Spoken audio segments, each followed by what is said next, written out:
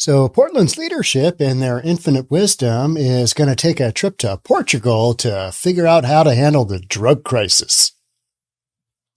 Seem reasonable to you? I mean, why not? Come on now, Portugal, here we go. Let's talk about it. Oregon leaders visit Portugal, a drug decriminalization model for Measure 110. Look at Portugal, they did it there. Now, I'm going to give you a little spoiler alert. Oregon is one of the worst states. In fact, I think it's dead effing last in a list of states in their ability to get addiction services to their folks. Dead last. Dead last. You have an addiction issue, Oregon is the worst state in the United States to go to for said addiction. And in their infinite geniusness, when they decriminalized drugs, they didn't really work that into their equation that Portugal doesn't have this lack of drug services, doesn't have a lack of that. They're all set up for that, right? So do you really need to take a whole bunch of your leaders, fly on over? I'm flying here. I'm actually driving. Fly on over to Portugal to figure it out. Could you do a little research on the interweb? I don't know. I think so. But no, they want to go spend $2,500 a pop. And that's just money that an agency is going to give them to go, oh yeah, I see how it's done here. Huh. Good Lord. We really blew it back in Portland. Because you see the streets of Portland, they're just wrecked. In this Measure 110, it's supposed to get people into treatment, and it hasn't. It's interesting when people get arrested for things and they're supposed to call a hotline and they're all hopped up on drugs, and, they're going to call a hotline to get rid of this charge. And, they don't call the hotline. That's literally what Portland's got going on. It's like you wanted a drug addict to call a hotline to just basically inform the hotline of where they sit with their drug addiction. And then maybe possibly, I don't know, at some point, talk about treatment. This is why this isn't working, because you don't have involuntary treatment, involuntarily putting people into treatment. Portugal's decriminalization of drugs for years brought lower overdose rates and more people in treatment was a model for Measure 110 in Oregon. However, in the 3 years of Oregon's experiment with decriminalization, the results have been almost exactly the opposite. I mean, what did you expect? What did you think would happen? It's Portland, right? I mean, you can't, Portugal, Portland. I mean, any other country plus Portland.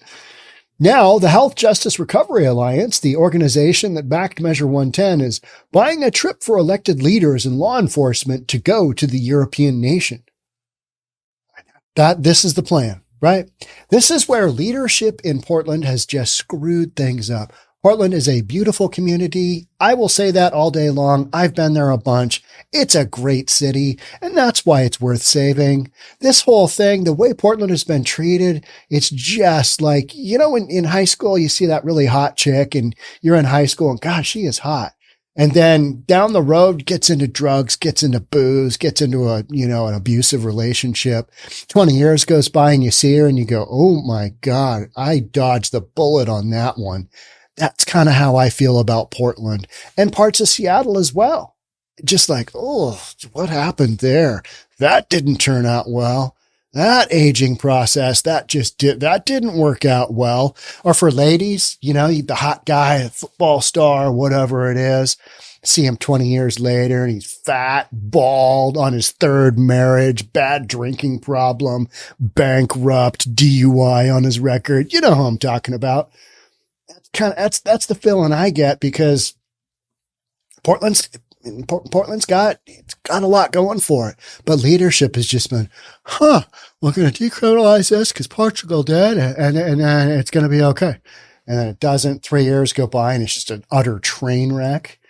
Portugal's experience with decriminalization has been talked about nearly as long as those laws have been in place, even as the nation has recently struggled with more people using once illegal substances. And I think a lot of this is because of the drugs that are out there. They are so strong, they are so addictive that this hope upon hope that the addict calls in, all right, I've hit rock bottom and now I'd like to come in and talk about treatment options. That is not happening. Because these people do not want to go through detox. It is a hideous, hideous process, and their body is just racked with pain. So if you think people are going to want to go through that, you're wildly mistaken. You're out of the loop. You haven't talked to any of these folks. You haven't watched somebody go through detox. Gnarly. There are key differences that have been well reported between Portugal and Measure 110, which allows someone to avoid a $100 fine if they call a treatment number. Portugal has non-criminal penalties such as revoking passports and licenses. Actual consequences. But, if you do that to somebody, you're going to throw them further down that hole, right? And at least until the last few years, Portugal has had much readier access to treatment and recovery services. That's what Portland is lacking. Oregon ranks last in the nation for addiction services. But somehow leadership was like, this is going to be a good idea. This is going to make our, drug overdoses go down. This is going to make our addiction better if we just decriminalize it. The only place that I struggle with the decriminalizing thing is I think if whatever drugs my son took that took his life that he chose to take, that if those were decriminalized, and they were legal, he might still be alive today.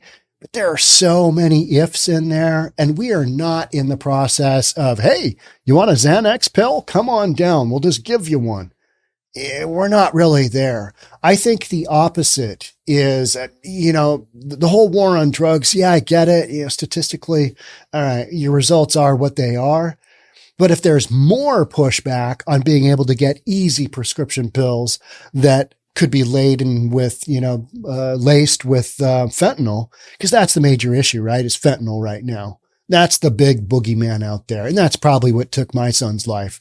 So I can talk about this openly from the standpoint of, all right, here's your one option. Here's your other. But if those drugs weren't as readily available on the streets, if my son couldn't just message somebody on Snapchat and go get some drugs, come back, oops, one of those was laced and my son's dead at age 27. If that wasn't able to happen, might be different, right? Might be different. My son might still be with me. I might still have 2 kids, but now I got 1. So there's that, right? Those are kind of things that I work through. We're 50th in the nation in access to services and second in addiction rates. Those are not good numbers, folks. Those are terrible numbers. Last, ability to get help. Second, highest addiction rates. And I think it's because Portland has become, and Oregon has become, most notably, Portland has become a destination drug tourism city. Same thing with San Francisco. Same thing with Seattle. Right? And you got a lot of issues going on. We're going to have a, I almost said world record, but we're going to have a record number of homicides in Seattle. And a lot of those have to do with drugs. Those are gangbangers shooting each other over drugs and drug turf and drug wars, right? Because that drives so much of the drug economy here. We should be taking all the advice we can get, said Tara Hurst, the executive director of HJRA. That is the entity that's going to hand out $2,500 and they're all going to go have a big, powwow in Portugal. You know what? Who doesn't want to go to Portugal on somebody else's dime? Hell yes. I'd say, yeah, I want to go there. Guys, looks like we still got problems back in Portland. What are we going to do? I don't know. We've been stuck in Oregon trying to solve this problem, and we're not solving the problem. Well, okay, yeah. What about the fact that you've got a district attorney that doesn't really prosecute much of anything? You've hamstrung your cops so bad they can't really do their job, and you don't have enough cops at all. So why wouldn't your drug problem get worse? And you legalized it, and you've legalized all kinds of what used to be felonies and down into misdemeanors, and nobody's even prosecuting or arresting for misdemeanors anymore. You got stores being broken into, you got malls being closed down, just businesses can't make a go of it. The HJRA invited one of Measure 110's loudest critics, Grant Pass Republican Representative Lily Morgan, who confirmed that she's accepted the invite. All right. I do want to see what Portugal did differently. I want to make sure to see what is working and what is not, she said. I want to make sure that whatever's said over there's accountability for it when we come back. Well, given leadership, good luck with that. But I hear you. I mean, that's the direction you want to go. Where you'll end up going is, it was a great trip to Portugal. Look at this selfie I took. Democrat Kate Lieber told Coin6 News she will also be going on the trip. I have a lot of questions about accountability in Portugal's public health response to addiction and how we can create more accountability in Oregon's system. Getting these answers firsthand is important. Plus, she just wants to take a trip to Portugal, right? I mean, yeah, I'd go there. Somebody else paying my bill, Sean. You get mainly a free trip. Here's your airfare. Here's your hotel board. And here's your, food stipend. Would you go to Portland for us? Sure. What's the requirement? You just get on the plane and go. I can do that. Here are other local officials and justice reform advocates who have been invited on the trip, which will be from October 30th through November 3rd. Man, you're going all the way to Portugal for that short of a trip. I mean, I guess, it's a bunch of public officials. You can't really milk it, but that's a quick trip for an international trip. I mean, you're going to have that jet lag when you come back to Portland after coming. Yeah. All right. So here's a list of of all the fine individuals, that have accepted, that some of them accepted and not. There, the vast majority of Portland's leadership is in that list. Hey, one thing interesting, Mayor Ted not going for re-election in Portland. Not shocking. I'm not shocked by that at all. I mean, he has been it's been a tough go. He's had a tough mayor position in Portland, right? A lot of it to do with his decisions. So the people going on this trip are getting $2,500 from the whatever it is to pay for airfare, lodging, and food on the trip. This trip is a fact-finding mission. Oregon stakeholders want to see what a fully developed drug decriminalization program looks like. Yeah. Great. Stupendous. But knowing what it looks like and doing something, some are going to say, well, this is the first step, Sean. You don't need to go all the way to Portugal to figure that out. There's a lot of other steps you could be doing. You could be dissuading people from doing drugs in public. I don't know. I mean, certain things like that. That whole defund the police route you went down, maybe you get that back going again. Maybe you vote into office some officials that are going to take a little bit harder stance on, the whole just running amok with a city with drugs. Was watching Councilman Sarah Nelson in Seattle, and she's pro-police. She's pro-public safety. And she basically came right out and said, hey, I need 5 people on the Seattle City Council that are going to support me in these efforts to make this happen. She's basically calling out voters. If you want to feel safe again, here's what you got to do. You need to get rid of these knucklehead socialists, and you need to bring on board some people that are actually concerned with public safety. So instead of the knuckleheads that are up on this list here, which this list is loaded with, Mike Schmidt accepted. He's going to go there. I mean, what do you think he's going to come back and say? Right? I mean, vast majority of these folks. Okay, so you got a cop in there. You got Sergeant Aaron Schmautz, President Portland Police Association. Okay. You're going to come back and what are you going to do? What are you going to powwow? How are you going to make this go? So we're eager to know what lessons Portugal has learned throughout this 20-year process and bring those lessons back to Oregon policy work to strengthen Measure 110. The program has stood the test of time, and we want to know more about what led to the program's success and what they wish they would have done differently too, said Devin Downey-Smith with HJRA. What about doing that up front before you enacted Measure 110? Because you kind of just rushed into this thinking, well, Portugal did it. They're the poster child for decriminalizing drugs. I mean, keep Portland weird and decriminalizing drugs. What could go wrong? I don't know. Yeah, that's where we sit, right? That's where we sit. Portland, Portugal, the only thing they have common, their names start with P, right? That's all you got going on. So for these folks from Portland to go there, whatever, you're going to come back and what are you really going to do? What are you really going to change that's going to have a true impact on Portland's drug culture? Cat's out of the bag. You can't go back. Are you going to start involuntarily throwing people in treatment? I mean, Mayor London Breed is talking about just that down in San Francisco. That is I talk about real estate stuff from time to time. That is your direct comparison of another city with a problem. All right, Portland's got its drug problem. Seattle's got this drug problem. San Francisco's got this drug problem. I was going to do a podcast on San Francisco's drug problem, and there's this lefty down there who's just all worked up. He's some kind of independent media like me. And he had an article. He's like, the mayor's going hard on, decriminalization. And the mayor's talking about, we arrested this many. We're taking this much drugs off the street, doing the Lord's work.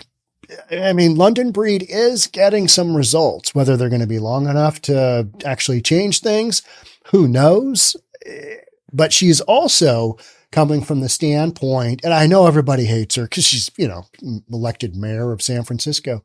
But she is basically stating we need to tighten up the laws on being able to involuntarily put people into treatment, whether that means them going to jail, prison, and getting the treatment there, or just getting the treatment, whether it's mental or addiction services treatment, getting treatment.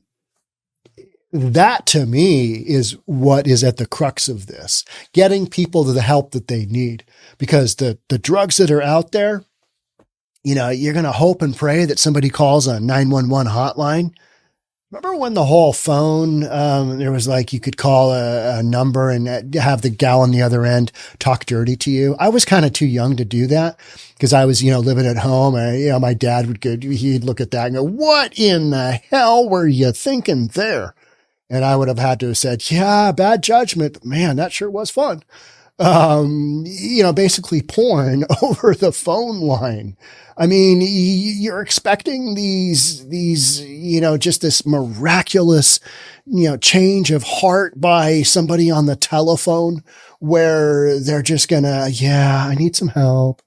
I really just need some help. That kind of thing. I mean, what do you got going on there? I think that is a hope and a dream that the use of the telephone is going to, bring people in to treatment. It's just not going to work because the drugs you've got are just so wildly addictive. You don't stand a chance.